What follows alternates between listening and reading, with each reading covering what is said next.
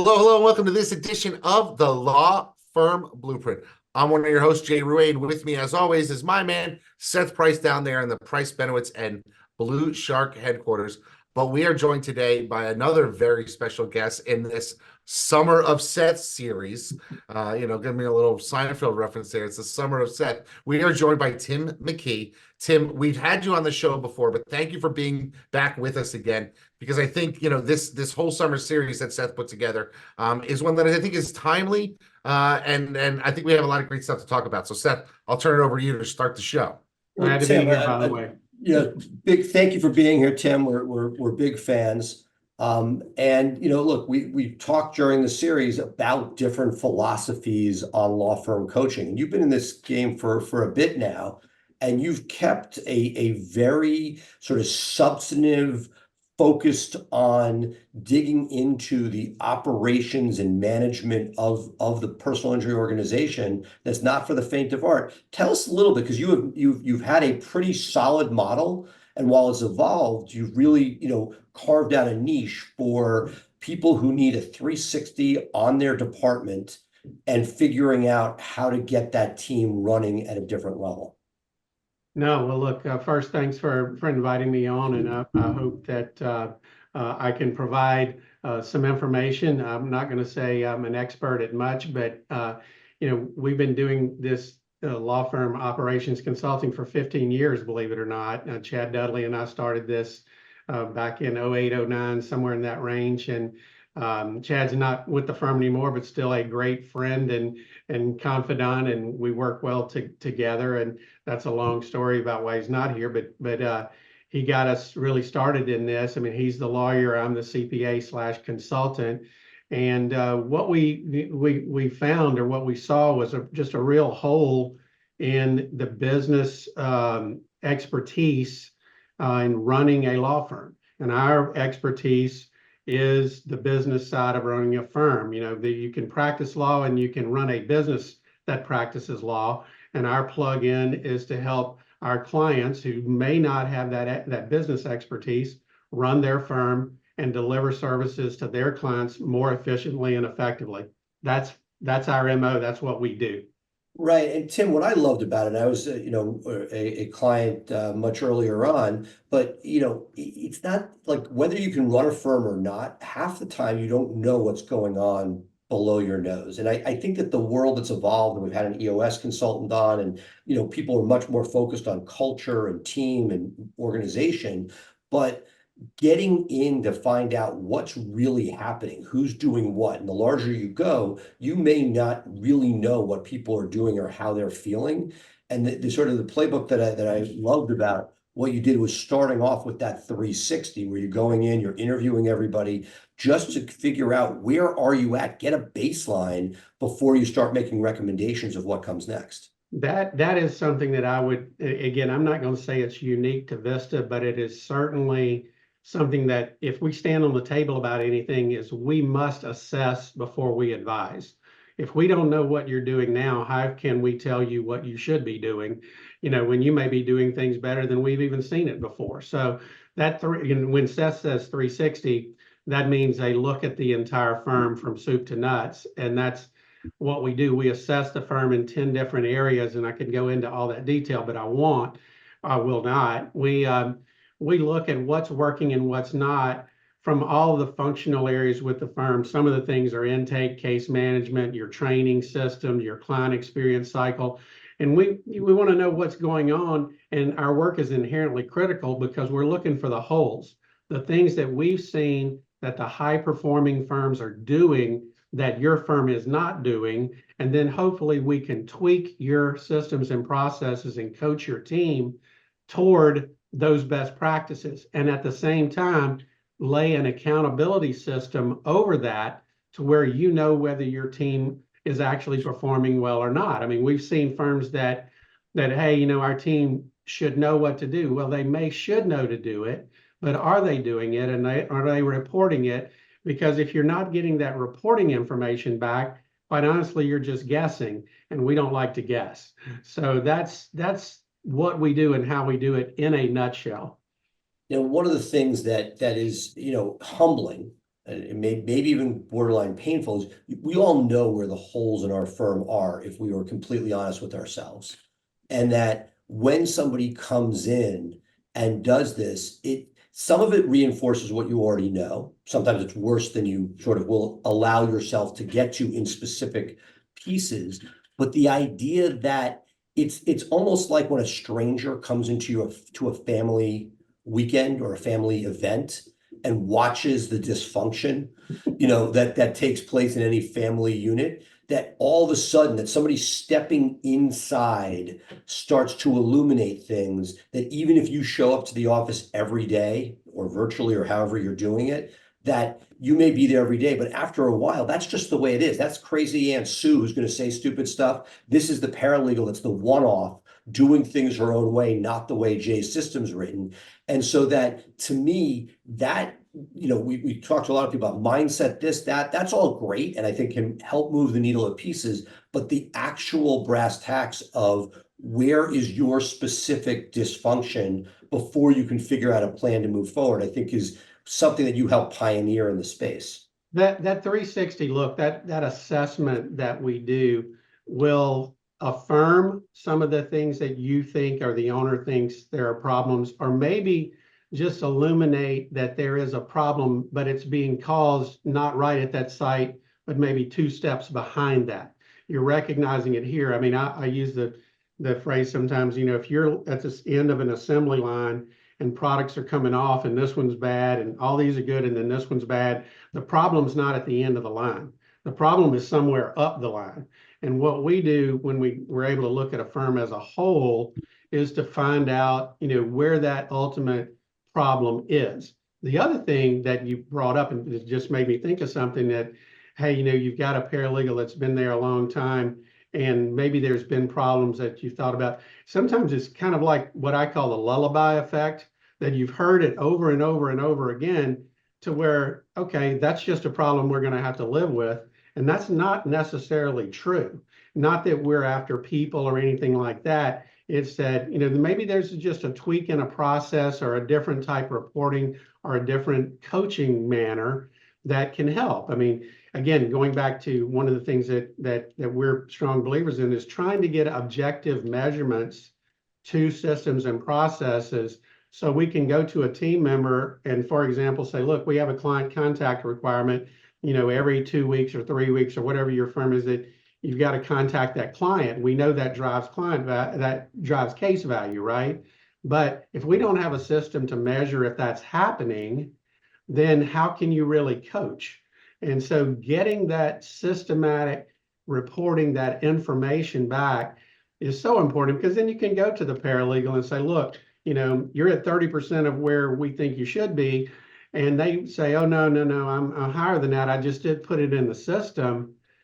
Huge problem, right? I mean, those kind of things, and teaching and coaching your team to not only do their job, but help report it, because management needs that information, is just, I can't say anymore how important that is. So I got one more before I throw this to Jay, because it's something I've been giving a lot of thought to.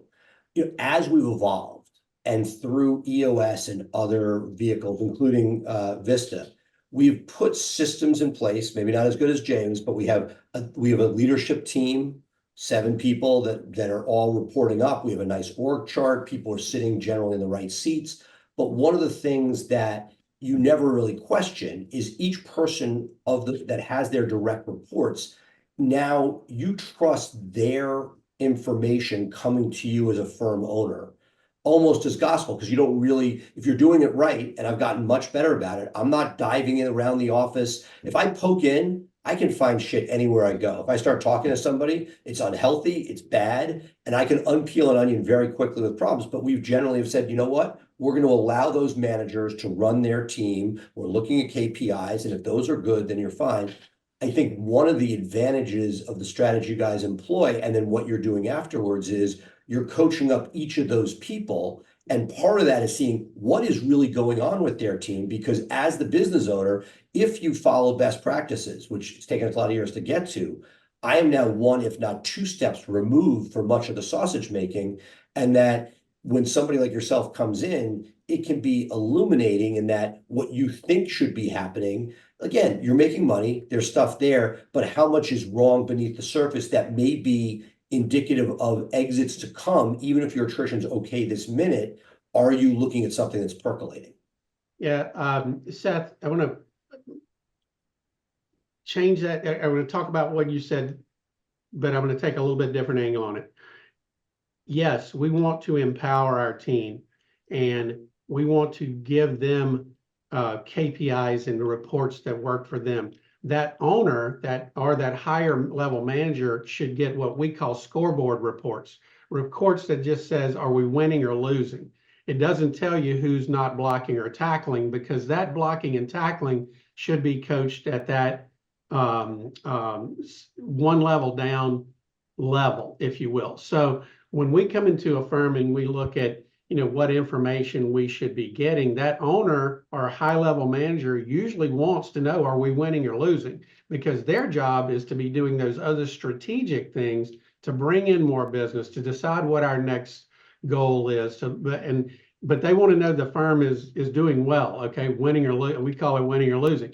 The diagnostic type things, though, and for example, we know what intake stats should be. If you got this many leads and you want this many clients, or this many meet your criteria, then this is many you sign up. That is a scoreboard report. But who is making the calls and who is taking the calls, or the leads and handling them? There could be 5 different people. The owner and a high-level manager doesn't need to know that, but the intake leads absolutely need to have that information.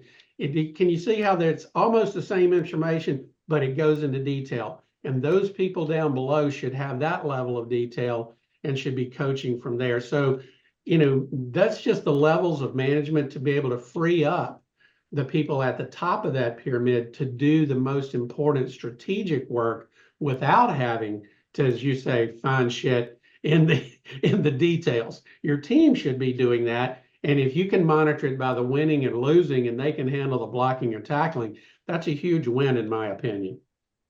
Jay? So, Tim, this is something that I've been thinking a lot of in the last, 24 hours, because I saw a LinkedIn post by Tom Groth, who's one of the members of our audience, who actually just did some legal work for me this morning, which is why it came up when I knew I was going to be meeting with you. And there are a lot of people out there in the legal space who have calling themselves a consultant or a coach, and there's a lot of marketing companies that also add the coaching aspect of it, because it's another way to get revenue out of a law firm. But you've been around as an OG in this industry for a long time. And I'm sure you've dealt with all sorts of law firms throughout this period. How can someone who's engaging a coach come to the realization that they may not have the right relationship, or they may have chosen the wrong coach because it was pitched as an add-on to one of their other products, or they just saw some posts and said, I got to hire this person, and they didn't really do any due diligence. So now, what are the hallmarks of somebody who's a bad coach for you? You know what I mean? Like how do I know if I picked the right guy or girl? Well, look, what I think we're in business to do is to bring good feelings and solve problems. And if you're out there as an owner and you feel like, you're doing a lot of talking, but your needle is not moving, hey, I like this person, but the needle's not moving, then there is an issue. I mean, I think the way we try to solve that problem is define what outcomes we really want and how we're going to measure toward those outcomes. And, the relationship is very, very important.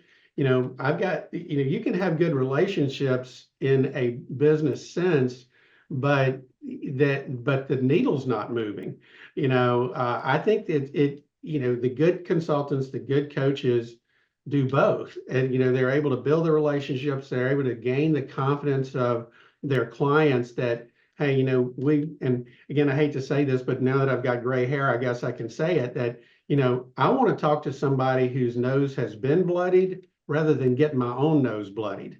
The benefit, you gain knowledge in two ways. One is getting your nose bloodied, and the other is talking to people who have. And, we're lucky enough in Vista that we're lucky enough to say we've had our nose bloodied a lot. We've seen it. Our team has worked within law firms. But again, I don't want to get off the topic too much. It's defining what outcomes that client is really looking for and talking to them on a very consistent basis as, hey, we're making progress or we're not. And if we're not, here's why we're not. And it may be that, hey, Mr. Owner, your person that you've got in this situation, in this position, is not able to help us move the needle.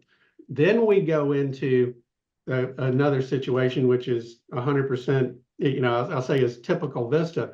Have we given that? We look at ourselves first. If someone's not performing, have we given them the tools to do their job? Have we trained them to do their job? And here's the biggie. Have we explained to them what we truly expect out of them? And if we've done those three things and that particular person is not performing, it's either they're unwilling or unable to do that job.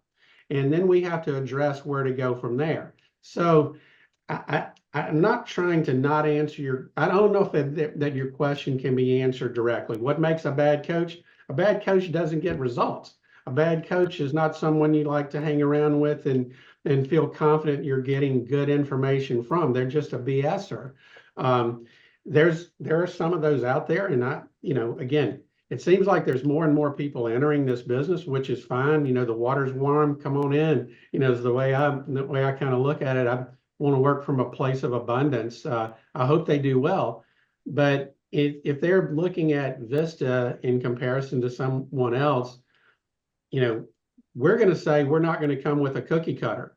Every firm is different. We are a custom, provider of services. And the only way that we can help you first is to understand what you're doing and what are your goals. So we do a lot of preliminary work to try to define what outcomes are needed and wanted by a particular firm. And then we simply reverse engineer that and say, here are the things that need to happen. And based on our experience, here's the best practices and the innovative things that we've seen that need to be implemented. And by the way, you need to have an accountability system on those best practices and implementation. So it gets somewhat formulaic, but every detail is different for every firm. Because again, we've been in over 300 firms now in the last 15 years, and I've never walked in one and said, this one is exactly like that.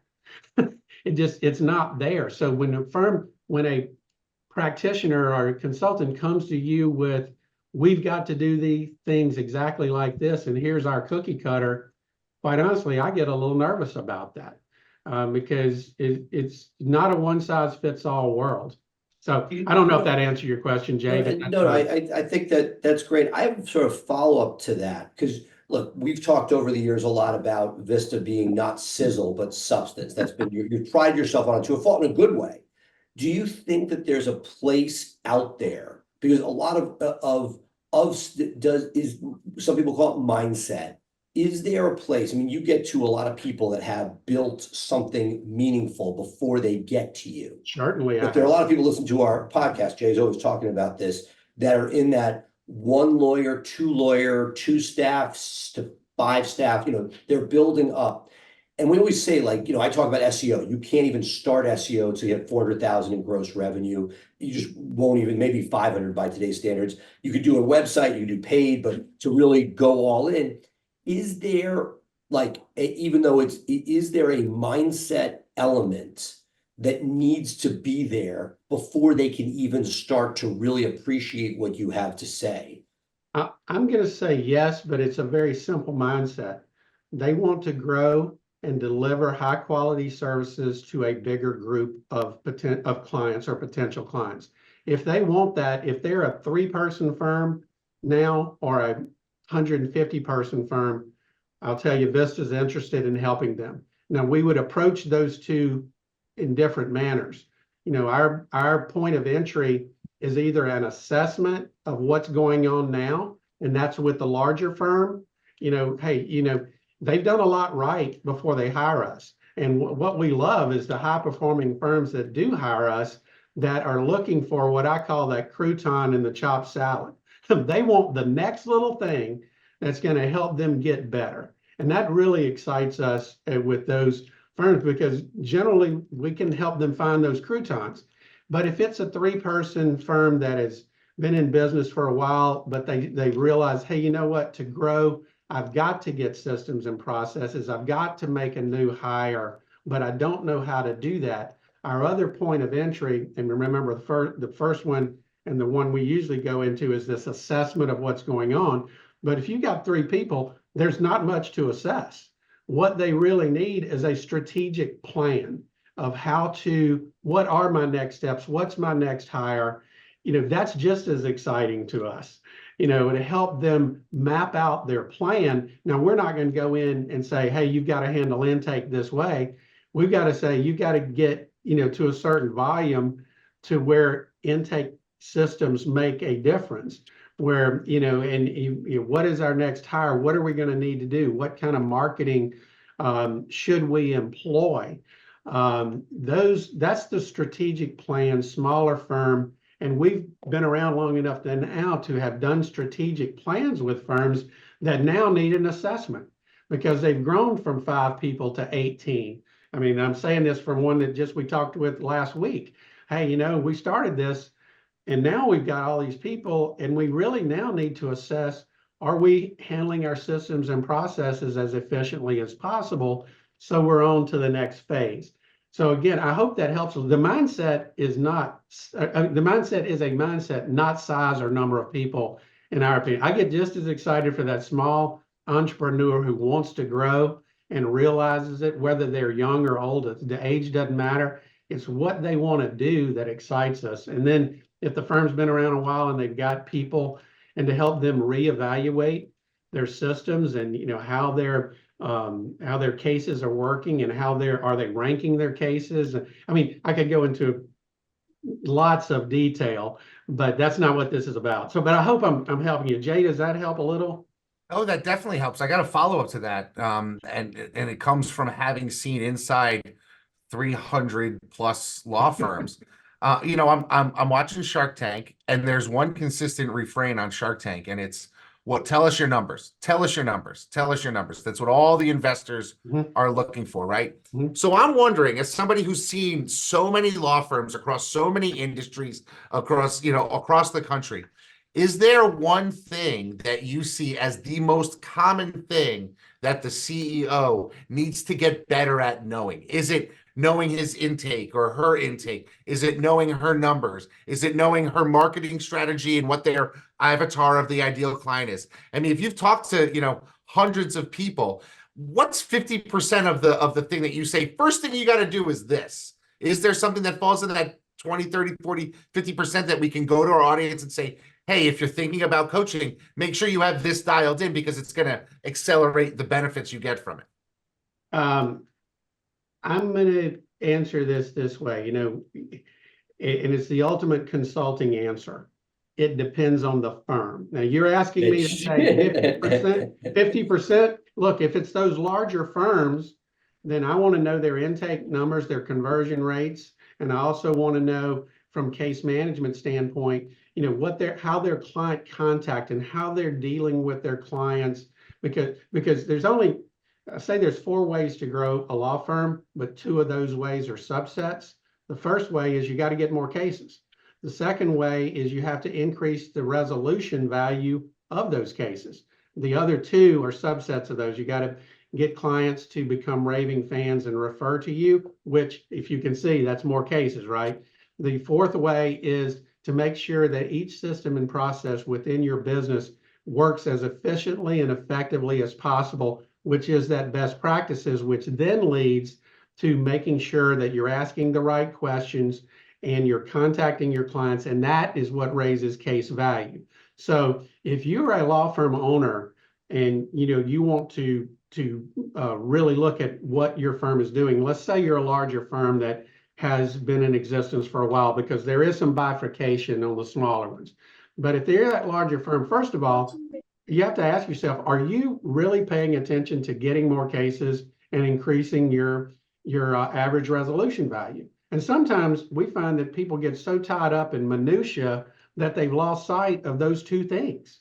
So we go back to, I mean, everything that we do, and we ask ourselves this a lot, is this going to increase our number of cases, or is this going to increase our average case value?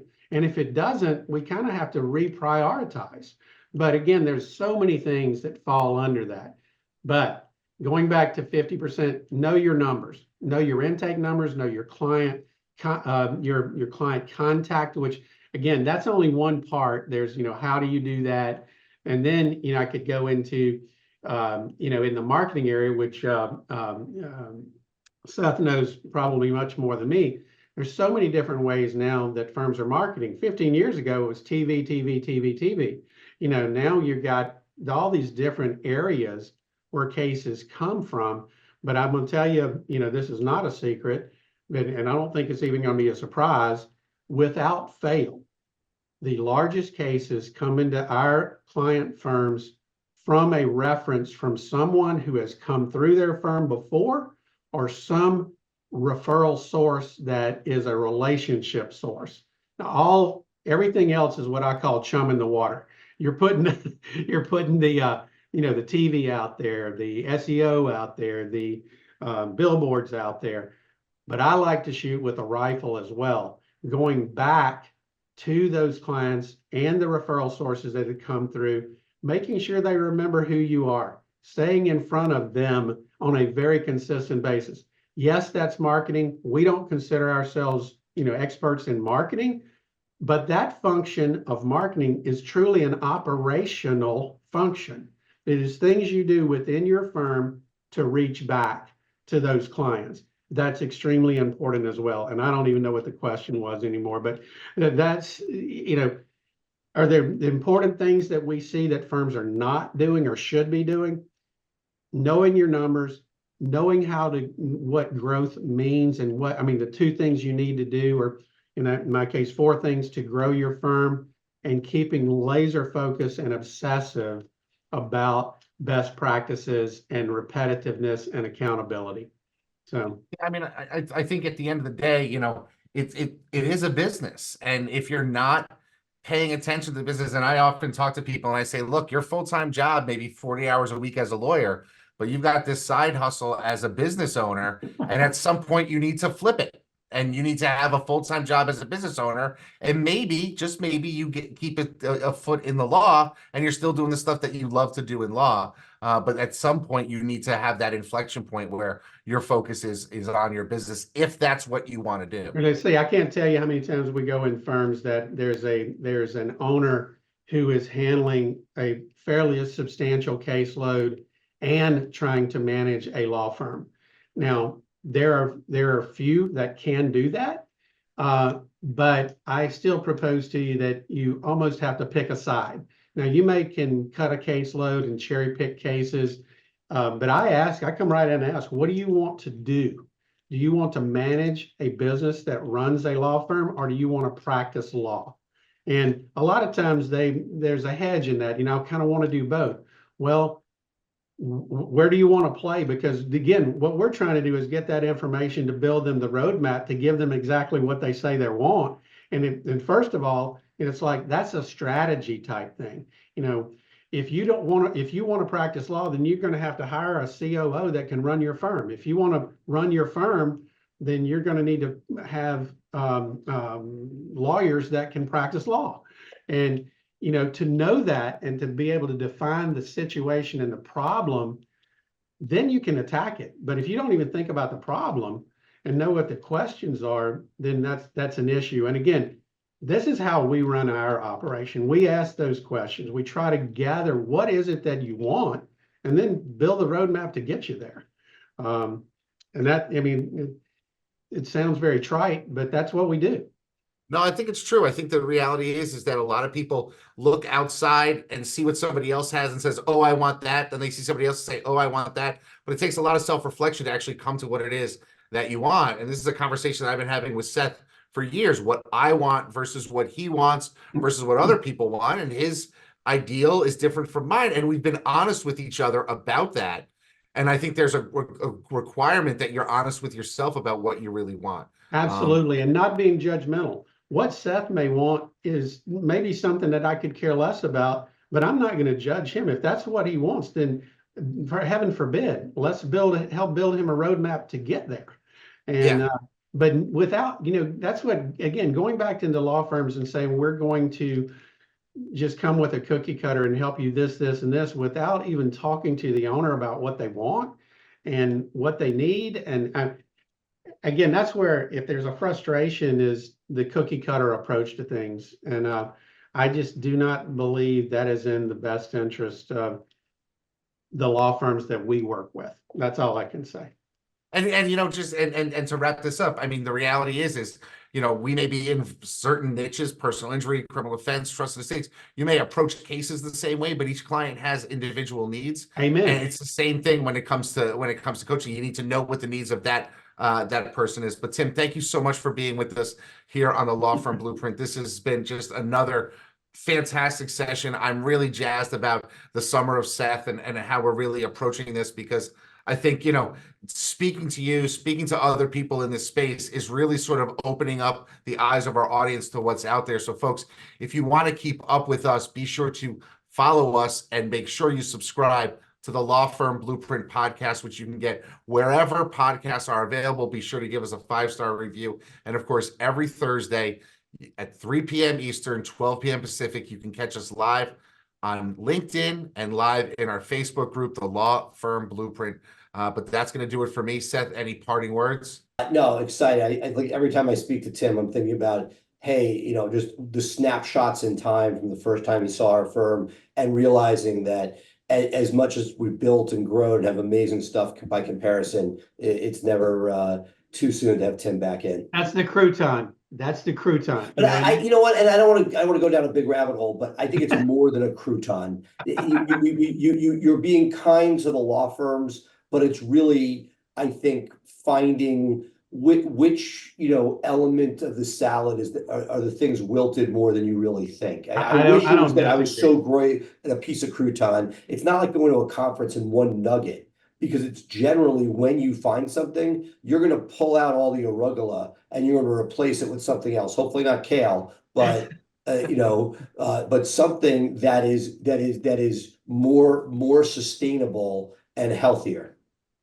Look, I think it's constant. It's a look for constant improvement, and I think that and it's not. I also want to say one last thing is, the client is still the leader. I mean, I've gone into firms where the owner would say, "Hey, I need to make more money." Well, great, but you have to deliver a high quality service to more people to be able to do that. If you just focus on the money and the profit is a byproduct of high quality systems, processes, services, and you can't leapfrog that. And those who try to leapfrog it, it's crash and burn. It's just crash and burn. And I've seen it. And again, I don't think there's a lot out there like that, but there are some. And we have to, I take it as a personal mission to try to change that mindset. And again, not that I'm altruistic or anything like that, because look, I like money and toys as much as anyone else. But if we're not moving the needle, if we're not providing that service, it's just not. And yeah, you may still be paying me, but that's not any fun. That's not what we want. We want it to be a joint raising of the tide and the ships. And anyway, I really appreciate you guys letting me come on. And I don't want any of this to be taken that I'm accusing other consultants of not being good or anything. That's not it. I want them to have the best success that they have in what they do. Absolutely. And I loved your answer. And I think we may need to rename this show "It Depends" with Seth Price. Because I always use that, and he thinks that we should be sponsored by an adult undergarment, and then the last 3 guests have leveraged that as their catchphrase. Yeah. So I really think, Seth, you need to get the editors to go through and give me a compilation of all the times you've said "it depends" in the last 5 years of this show, because we can have an entire AI is going to be good for something, Jay. I'm sure AI can. Hey, I want to know if you believe that, though, because you have to believe that is a truism. Oh, I do. I mean, all the time. I mean, it's the core of. I mean, it's the core. It's the core. Somebody comes for strategy on marketing, on SEO. Like, okay, well, you have no other offices and you don't know anybody in town. You don't want any more offices. Okay, we got to go one strategy versus you're Jay and you're buddies with everybody in town and you should have offices across the freaking state. Well, that goes back to my whole thing about having a cookie cutter. Exactly. You know, you try to be one thing to everybody, and I see that as a recipe. Maybe not for failure for you, because you can sell that to a lot of people, but I don't think. And there's probably some benefit, but is it the optimal benefit? Yeah, agree. Thanks so much for your All right, time. guys, this has been great. Thank you so much for being with us, folks. You got a little something extra there at the tail end. I hope you enjoyed it. That's going to do it for us here at the Law Firm Blueprint. Bye for now. Thank you.